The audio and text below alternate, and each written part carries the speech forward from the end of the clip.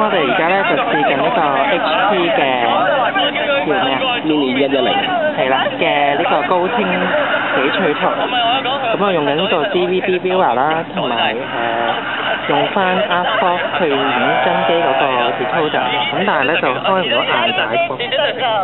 不過咧都喺遠價情況下咧，嗰個 Full Screen 係高清翡翠圖嘅流暢度咧都係勉強可以接受啦，都係逐下，但係都會以前 N2出嚟嗰啲咁差。其實我覺得都好順暢嘅啦，已經係。而家個 CPU 係去到幾多？去到98。運氣相當之唔錯啊！佢之前你仲係過到最大隻嗰個 Chris 都唔係嘅，高清翡翠圖個窿啊！影下你嘅手指。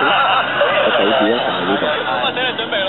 就係用華碩嘅嗰隻 MyTheatre U3100系列嘅手指。影埋呢個。天線就用咗第二支天線，係一支較為長嘅天線，喺呢個戶外嗰度咧嚟到接收呢個高清嘅。其實畫面嚟講都算係順暢㗎啦。比起喺901嗰年試過咧都係好嘅。好啦，準備。